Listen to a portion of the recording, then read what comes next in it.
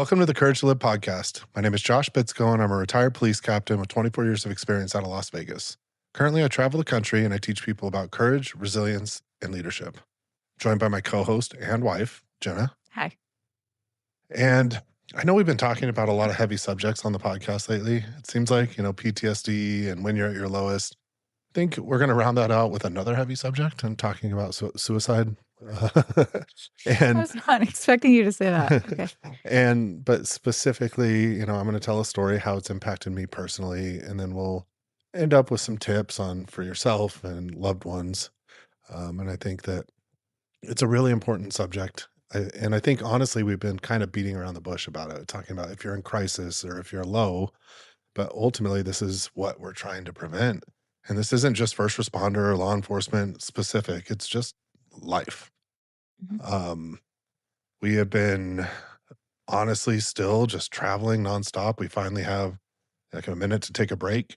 And what that break looks like is kid sports. Yeah. For anybody that follows my Instagram, I'm posting different like games and of, our daughter who plays volleyball, our son who plays basketball and football. So that's our idea of a break. And then maybe sneaking in like a date in between at like a local restaurant. Mm-hmm. Where are you taking me? Oh, no, I was talking about last week. Oh, But this week, Yeah. I don't know. where are we going on a date? I think I was going to class it up and maybe Chili's. Well, I do love their chips and salsa. And listen, I'll get you some Bourbon Street steak or Monterey chicken, whatever you're looking for. I'll splurge, and even maybe an app. I feel like Bourbon Street steak, that's Applebee's. Are you mixing that up? You're right. I thought I was being so clever. Yeah, sorry. Yeah. Try again. Yeah. I'll take the chips and salsa though. I'll edit that out. Yeah. I'll dub over the entree. Mm-hmm. So there's a reason that today we are talking about suicide. It is the anniversary that my brother took his own life, Jason. And, I've talked in other podcasts about how difficult anniversary dates are. Like, he took his own life in 2020, so it's going on 6 years. It does not feel that long. And then sometimes it feels longer, I guess, when we really put it into perspective. But I've talked about it. I talk about it in my class. I've talked about it in regards to critical incidents, but it's hard not to remember specific dates. Like, and for me, it's, February. My dad passed away February 11th. My brother passed away February 27th. Your birthday is in the middle of My those birthday two is things. right in the middle of those 2 days. And the only time that those dates don't affect me is the times that I just don't remember what the day is that day. Like all of a sudden, oh, it's already March, and I didn't even think about it. And it's not that the date wasn't important to me. It's I just was so busy and didn't think about the date. But usually it's a hard day. And there's a couple of things that I always try to do when those dates come around is, I try to honor the person when we're talking about specifically like a death, like grieving somebody. And I try to honor the person. Like for my dad, we used to fish and hunt, and he always drank Coors Light, which is honestly, it is, great beer. I wish your dad would have had better taste in Better beer taste. Yeah, something like a margarita maybe, or He did like margaritas. See, why don't we do that? Why do we drink Coors Light, which is the absolute Listen, I'm a person of the people, but if I'm choosing a light beer, it's not going to be Coors Light. Bud Light. I know your dad hated Bud Light, so I'm not allowed to drink it on that day. Yeah. But I feel like even like Corona Light, delicious. I don't know if I agree with that, but it's better on Corona is Coors. only good on a beach, not in morning. Oh, excuse me. So Coors is a morning is a morning beer. Yeah, morning as in you are mourning. Oh, I know. Oh, not like in the morning. Correct. Yeah, it's only Bloody Well, that's Marys why in it the tastes so morning. bad, because it's sad. Okay. It's from the Rocky Mountains. So, and then I also try to do something to honor like myself in the grief. And when you think about it, everything that has happened since and everything that, it's what I've been through, what the people in their lives have been through, and so I try to do both of those things on those days if I remember the day that it is. And I would say generally, I think it's maybe once that I was traveling or something and like traveling for the business, and I just didn't remember it was that day. But generally, I do, and like I said, try to, because I think sometimes we get so hyper focused on honoring the person, but we forget about you know everything that we have been through. Like, I'll call my mom, I'll call, but if it's my brother, I'll call his friends, and we'll have a conversation, or they'll call me, like, and we just have the conversation about it. And, talk about how crazy it's been since then. And, like for my brother, we always kind of make a joke is he was a diehard Dodgers fan. And you know, he did this before the Dodgers got good again. Well, didn't they win the World Series that year? That year it was Yeah. COVID, so everyone like doesn't count it. Mm-hmm. But yeah, I remember, I remember texting you watching it Mm-hmm. because like he was the biggest Dodgers fan that I've ever met, both him and my dad. So, it was taking those things. I saw a quote. It was Andrew Garfield, the guy that played Mm-hmm. Spider-Man. And I sent that to you. oh, you sent it to me. Yeah. Okay. And they were asking him about, talking about I think it was His mom. his mom. And he's like, he had a quote that I really like. It's like, well, grief is the price we pay for love. Mm-hmm. And so it can really have an impact, on you when you're grieving. But I like transitioning it to the positive, um, and like not just ruminating or just being sad all day, to try and make some positive. You're going to feel sadness. Like that's just, I think it's natural. I think it's that emotion. But um, I think also like trying to remember the good memories and the funny times and all of that. So, but I also think suicide can be a little hard, or to especially for me, especially for the first couple of years, to focus on the positive, because there's a lot of other emotions that are tied up into it. I've seen that with you. I think it's just, at least from my perspective, I haven't gone through that personally, but it just, the grief feels different in the way that you feel it. Like your dad, is somebody that he had cancer, so it was a long process, right? And it was arduous, and it was hard to watch, and you were grieving before he was already gone, right? Because you knew ultimately that what was going to happen. And then your brother, it was all of a sudden, in the sense of just nobody, it's not like he was, calling you one day, hey, I'm thinking of hurting myself, like, and then the next day he's Yeah. gone. I mean, it just was a phone call, and there was no, it just was, there was no warning, right? Yeah. Well, yeah, like with my dad, it was cancer over several years. And even though there were several times during that process, I was completely in denial because I didn't want to, like, acknowledge it. At the same time, yeah, I think internally I was preparing for the worst. And, I had several times with my dad. I remember, hey, I need to really like be present in this moment because I don't know how long he's going to be around. My brother was different because he was in a dark place. He was going through a divorce. He had struggled on and off with addiction, whether it was alcohol or I think pills at times too. And so it wasn't out of the realm of possibility for me. But I also, it was like, I guess maybe even the same time, well, he's never going to do that.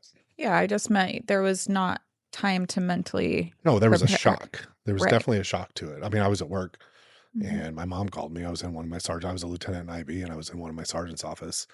And, my mom called me and said that, Jason had taken his own life. And it is, being a first responder and being somebody that has dealt with like shocking tragedy.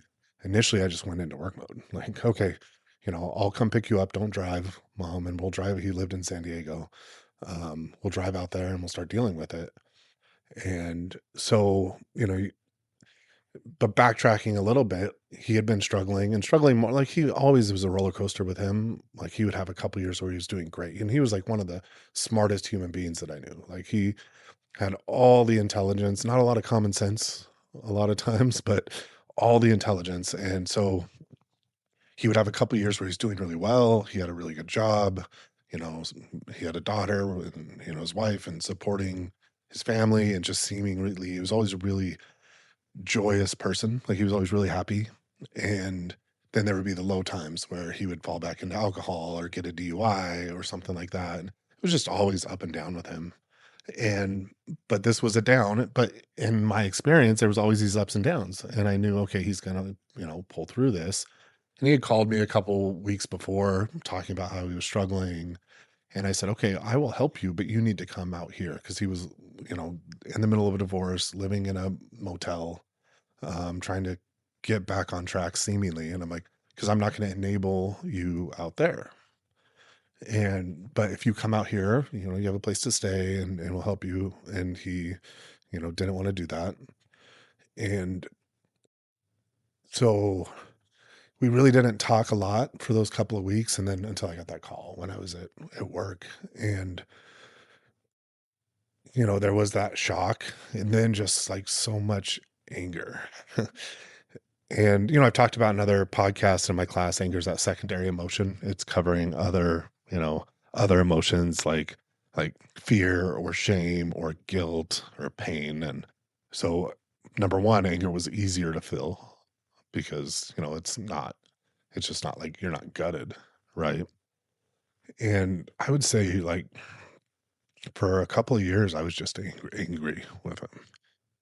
And, it took that grieving process. Like it was so much different, like I said, than with my dad, where it was just sadness, right?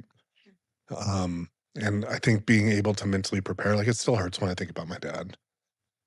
But being able to mentally prepare for it eased the shock and allowed me to grieve more naturally, where Jason was like anger, and then anger was followed by guilt.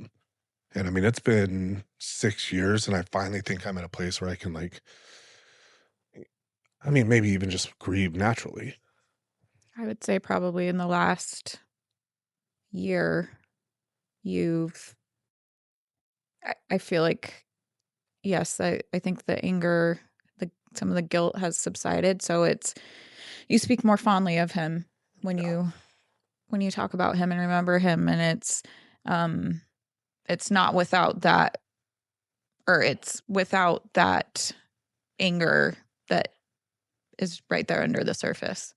Yeah.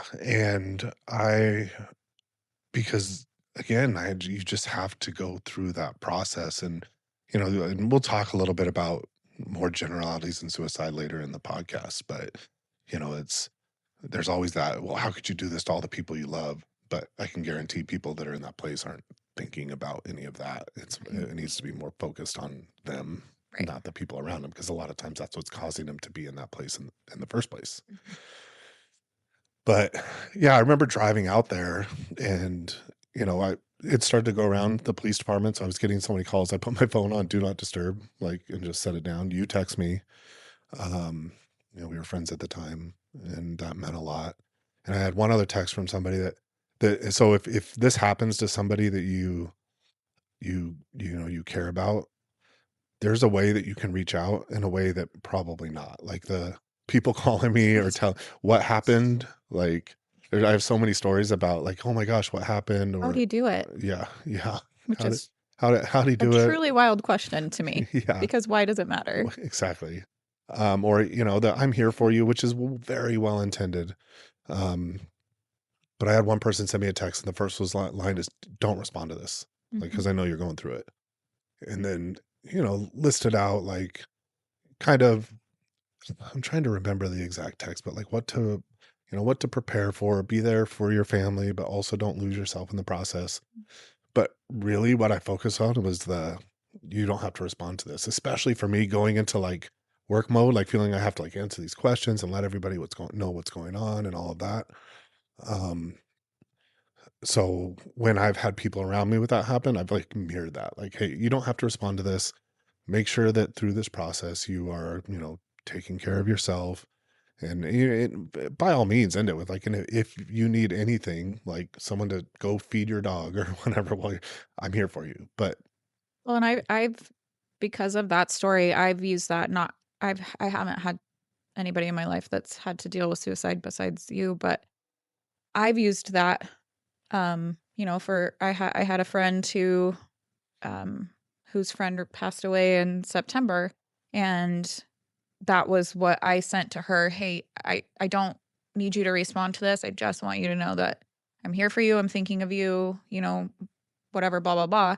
But I loved that line because it takes so much guilt in not, you feel guilt when you don't respond, when you're in a dire situation and you have people reaching out and you want them to know I appreciate that you care about me, but that just feels so heavy sometimes. And so I think it takes that guilt away from the person of like, okay, I don't need to respond. Like, Yeah. I loved that. And so I really try to use that now when I need to in that kind of situation. Yeah, like, it's exactly what you said. It takes because I felt a need to have to respond to everybody. Right. It's like a social norm, right? Someone's expressing a kindness to me, so I need to thank them for it. That takes that out. So yeah, that person had gone through the same thing, a brother losing their life so to suicide. So I think that's what, and we've talked about this before, is when you go through tragedy or crisis, you can let that completely envelop you and never talk about it again, or you can use that to help other people. And that's what my class is about. And I talk about my brother's suicide in the class. But because I think it also gives more meaning to what you've been through when, you can help other people because of that. And that, I think the other issue I think with suicide is it can often, it, it can define that person. When now it's like it's a feeling of when, someone brings up Jason, the suicide is always front and center. Yeah. And so, which is why I'm happy that I'm in a place I can share like funny stories Mhm. about him or, good memories about him. And, it's a couple of like Paul and Josh and myself, the Paul and Josh were Jason's like friends since junior high. They played baseball together and stayed in his life and then became a lot my friends when he moved away. And I'm really close with Paul now. And we got together right after. And when I got back, because it was also COVID, so COVID was at the onset when this happened. So it was, It had to have been. No, I think everything started shutting down right around yeah, Patrick's it Day, was if the I following remember. month. It was That's right. March that everything Yeah. started shutting down. So we didn't have a funeral or anything, Mm. which is kind of weird because it didn't really give you closure either. Like, not that a funeral is like the end all be all, but Oh, it does give you like something to, I guess, a period on it, maybe yeah. like an endpoint. Yep. And so we got together, we all went out for a couple drinks and we're sharing stories. And it's funny, and please don't take this as I'm saying Jason was a bad person because he's not. But we were sharing stories about how, like, at times he could be just a terrible friend. Like, oh yeah, he slept with my girlfriend in college, or, um, but we'd always laugh about it. And even then, I mean, it was a fun experience, and we shared a lot of like, good stories and hard stories. And I mean, I remember that night like it was yesterday. Well, maybe maybe talk about Jason and his personality, his good qualities, his not so good qualities that would result in you guys talking about how he could be a bad friend at times. Yeah, I mean, Jason was that guy that had so much talent and intelligence and really didn't seemingly have to work for it.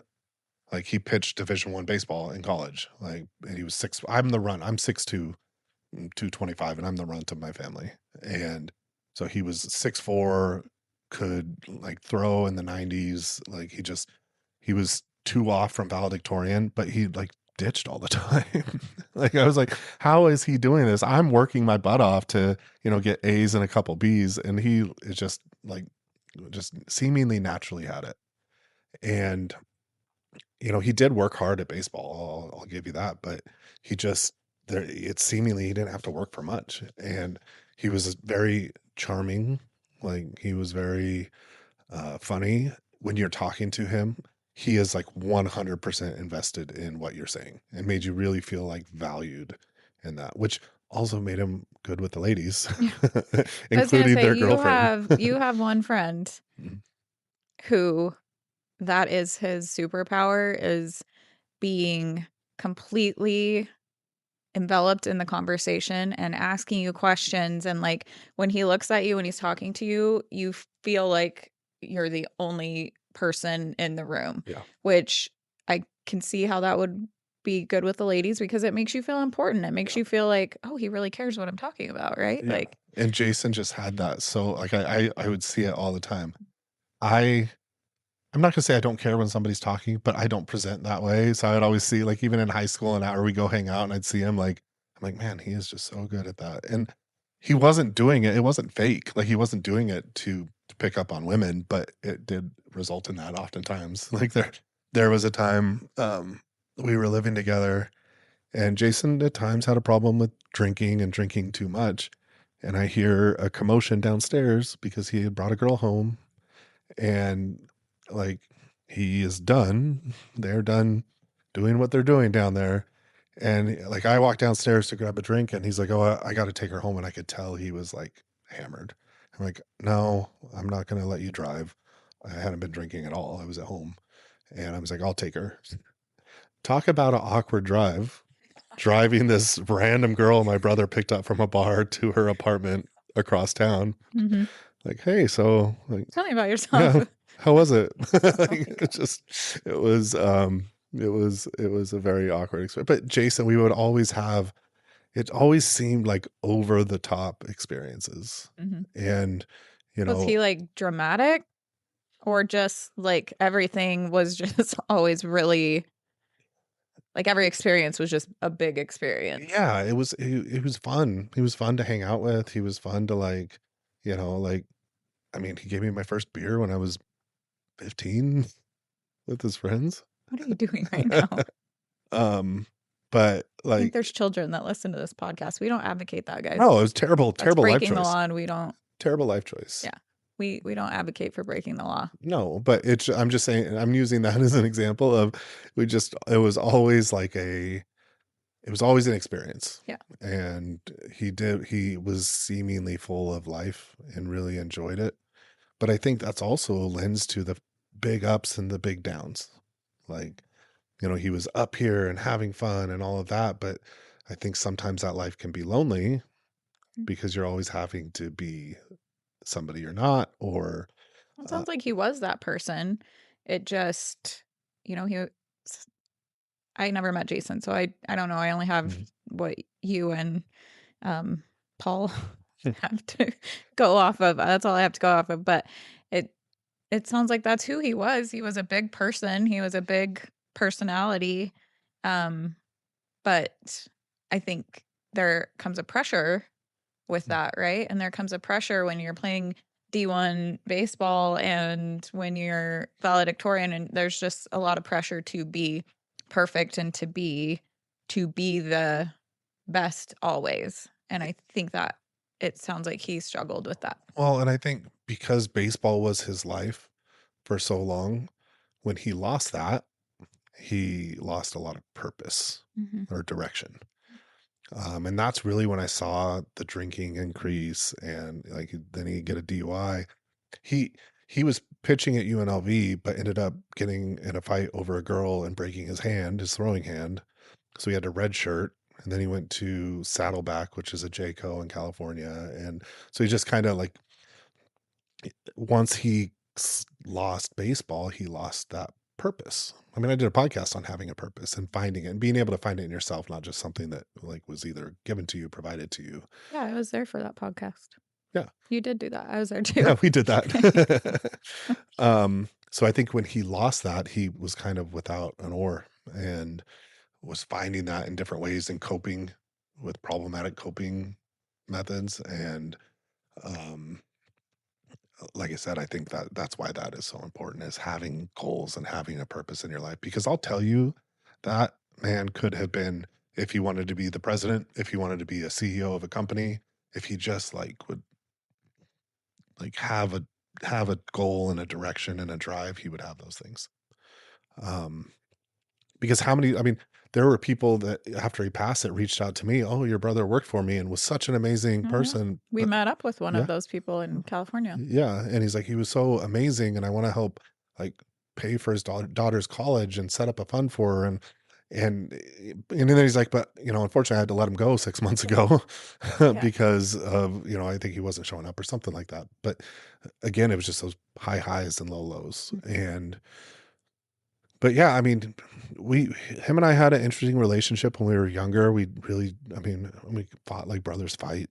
Like, he was obviously a lot bigger than me. And I even had a time when, I always wanted to be a cop. So I tried to intervene on a bully on the school bus. And I'm like, "Hey, you need to stop bullying that kid." And this is like traditional, like a movie. And I'm like, and like a movie, I'm the good guy, so I'm going to win. And then we get off the bus and the kid beat sparks off me. Like, I didn't even land a punch. I was in middle school. And I went home and, at that age, like Jason was like 3 years older than me. And, So he was in high school at this time? well, no, so he was 3 years, but he's only 2 grade years Oh, older. okay. So I was in 6th grade. He was in 8th grade. And the kid that beat me up was in 7th grade. And we, like I go home and I'm trying to hide the fact that I got the crap beaten out of me because I was embarrassed, but I could not hide it on my face. Mhm. And so, my brother's like, "Hey, who did this to you?" I told him. And he's like, "Okay." The next day, the kid came and apologized to me, and his face looked very similar to mine. Mhm.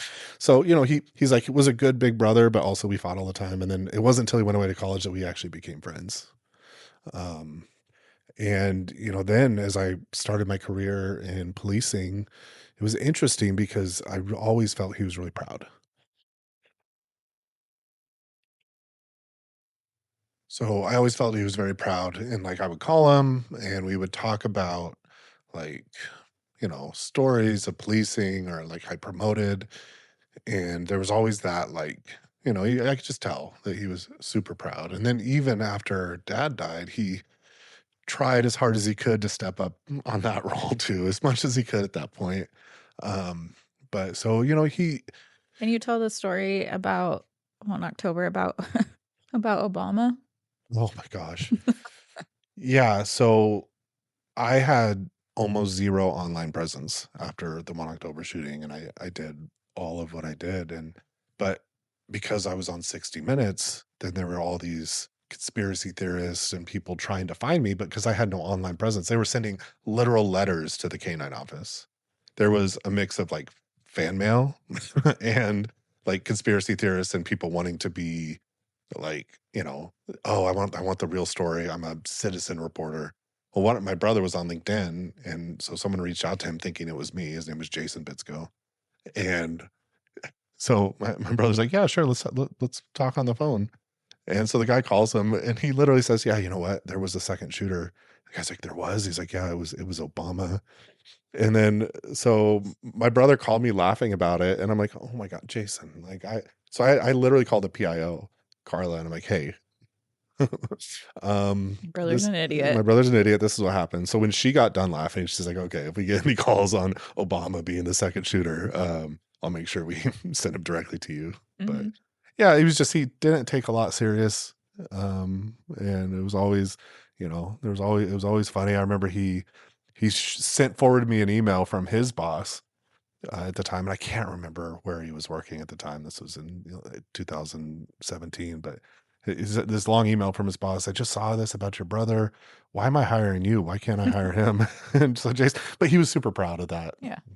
And you know what he said then too? We had I don't know, he called me maybe a couple months after. He's like, "You need to start a business.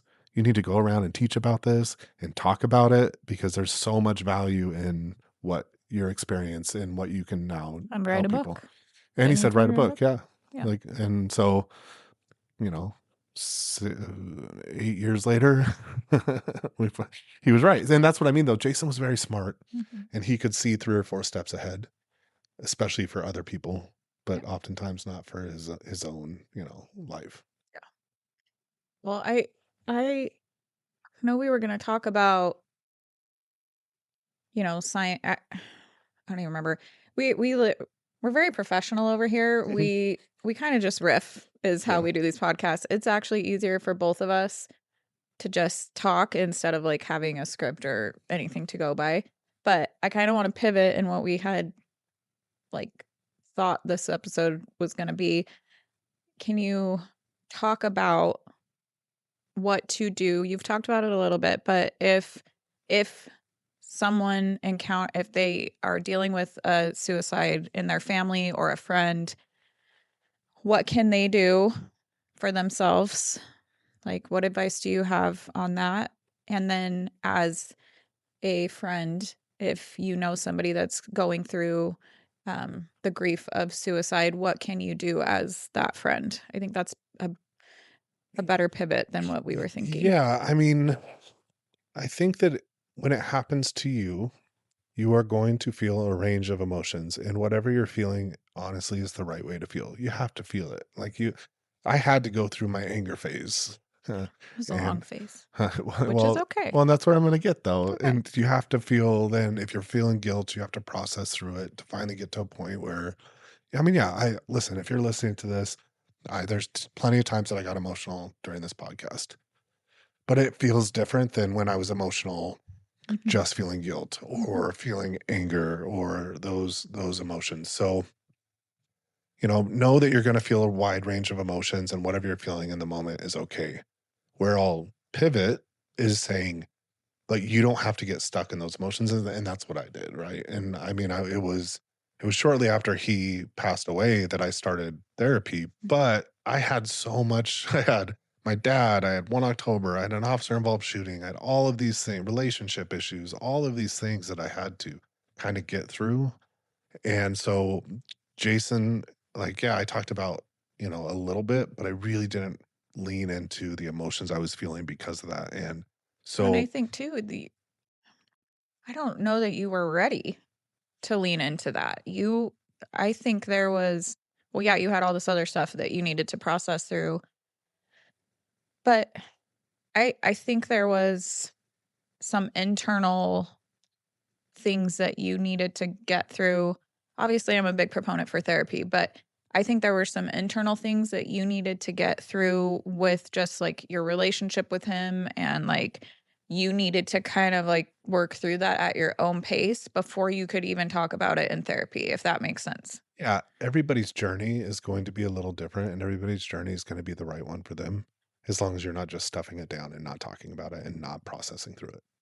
No, you were talking about, like with Yeah. me, you were talking about it. It's just, I think yes, you had to get through some of that other stuff first, and you needed to get through some stuff internally for a minute Mhm. to be able to even get to a place where you could talk about it with in therapy. Yeah. No, absolutely. So feel what you're going to feel. Don't just go inward and shove everything down. Don't take the time heals all wounds approach to it. You do have to put in work Mhm. to get, better. Like, you have to put in the work. And I guess better's not the right way to say it, because it still hurts, right? I mean, there's still things that happen. There's still good things and bad things that come up, and good memories and bad memories. Like, every time the Dodgers win, I get a little emotional. Yeah, and he was a big basketball fan too, right? He was. He tried to get me to like basketball. He'd call and start talking about basketball, and I just wasn't into the NBA at the time. And I'm like, Jason, what are you doing? I have no idea the three names you just said. Like, but stop trying to make this happen. It's not going to happen. And now it's happened, And now it's happened. Well, yeah, you were able to get me into basketball, but he was also a huge Lakers fan. which would have been a problem. I mean, It would have been me or him. yeah. Just kidding. No, he loved Kobe. Loved Ugh, Kobe. He also liked LeBron. that's that right there. When you talk about his bad judgment, that was one of those That was times. one of the that was Yeah. one of the low moments, was Hmm. liking LeBron. Um, he would have liked the Redeem Team, that Yeah. show that came out. So you and him, Mm. the only two people on the planet Yeah. that watch that documentary. I think it's actually a pretty popular documentary. Yeah. But so yeah, I mean, it's a process, and it's going to be a little different for everybody. And I also think there's value in finding somebody else that's been through it. It helped me. having somebody that I knew had specifically lost a brother to suicide. To have that person, have people like you that I could talk to and be open about it. Um, and again, just remember, however you feel about it is the right way to feel. What would you say as the friend or relative of someone that is experiencing losing someone to suicide? Yeah, well, it is patience. It is understanding that if they're feeling anger. That's natural, and it's often covering up another emotion. Like, I think a lot of times when a suicide happens in somebody's, you know, close circle, there's guilt. Did I see signs? Could I have done something to stop it? What if I did this? What if I called him and said, "Yeah, I'll drive out there and help you," and like those thoughts are always going to creep in. So know that it's more complicated than just grief and being present. And, I had a friend, it wasn't a suicide, but I have a friend right now that is going through some hard times. And it was literally like every day or a couple days, I'm calling him or texting him. And I said to him the other day, he's finally getting through it. And he was like expressing gratitude. I'm like, listen, I know I've been bugging you, but I'm your friend and I'm worried and I want to make sure. He's like, no, please just keep bugging me. So Mhm. even if that moment you're not feeling like you're having an impact or you're not getting a lot of interaction when you reach out to that person, no, it still means a lot to them. So being present, letting them feel what they're going to feel and not being judgmental about that feeling. If I'm feeling anger and somebody is like, why, judging me for that, then I'm just going to shut down and I'm no longer going to even talk about what I'm feeling. So it's like care, not cure. I care about you. I'm not trying to fix how you feel. Can I, and I don't know how to articulate this, but this was something that meant a lot to you the other day. I will say this is dark humor. What happened at the volleyball game the other day. So, our daughter plays volleyball, and actually one of the coaches there, Josh, hadn't seen. Well, he saw him a few months ago, for the first time at a volleyball tournament, and then saw him again this past weekend. He and Josh played high school volleyball together on the same team, and so I don't know how you would articulate this, but I know that this meant a lot to you the way that he handled it. I'll let you tell the story, but Yeah. um So his name's Ryan. He knew my brother in high school too. Like I think Ryan also played baseball and mm, volleyball. I think so. But so he knew Jason. And so this happens all the time. He's still with my dad at times, still with him. Is you haven't seen someone in years, they come, oh, how's Jason doing? Or how's your dad doing? And I have good experiences and bad experiences with that. But this was probably my favorite because he knew Jason so well. And he comes up, he's like, hey, we were talking and talking about whatever. He's like, so how's Jason doing? And then it's always a little awkward because I don't want to make this person feel awkward mhm. because I'm to a place where I process through it and I'm not going to just like bust out bawling when that question comes up. Um, I don't really feel anything other than now it feels awkward. So I'm like, oh, well, he took his own life in 2020. And he goes, "Ah, I didn't know that." He goes, typical Jason. And he's like, had to make it about himself, which is really dark. But if you knew Jason, especially in high school, like I just bust up laughing and he did. And I'm like, Ryan, I get that question a lot.